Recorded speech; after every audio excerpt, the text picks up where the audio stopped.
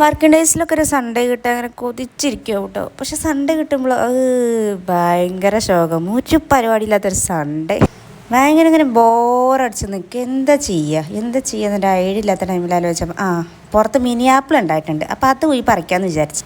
ഇന്നലെ വരെ അതിൽ നിറയെ ഉണ്ടായിരുന്നു കേട്ടോ. വീടിൻ്റെ അടുത്തുള്ള പിള്ളേരൊക്കെ വന്നിട്ടേ ഒക്കെ പറിച്ചുകൊണ്ടുപോയി ഗൈസ്. ആകെ തപ്പി ഒരു ഗ്രീന് കിട്ടിയിട്ടുണ്ട്, എനിക്കൊരു പച്ച കിട്ടിയിട്ടുണ്ട്. പച്ച പക്ഷേ ഭയങ്കര പുളി കേട്ടോ, ഒരു റെഡ്നെസ്സിൽ കിട്ടും ഇതിന് പഴുത്തത്. നല്ല രസമാണ്, നമ്മൾ ജ്യൂസ് അടിച്ച് കുടിച്ചാലും രസം കേട്ടോ.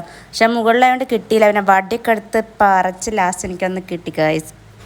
ഇതും നല്ല മധുരം ആയിക്കോട്ടോ, ജ്യൂസൊക്കെ അടിച്ച് കുടിച്ചാൽ നല്ല ടേസ്റ്റാണ്.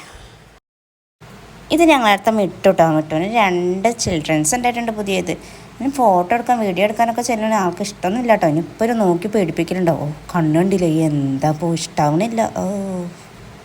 വീണ്ടും ഒരു പണിയില്ലാത്തതുകൊണ്ട് പിന്നെ ഉച്ചയ്ക്ക് കഴിച്ച നെയ്ച്ചോറ് ബാലൻസ് ഉണ്ടായിരുന്നു, അത് പിന്നെയും പോയി എടുത്ത് കഴിച്ചു. വിശപ്പൊന്നും ഉണ്ടായിട്ടില്ല ഗൈസ്, പിന്നെ എന്തെങ്കിലും സമയം പോകും എന്തെങ്കിലുമൊക്കെ കാട്ടുണ്ടേ.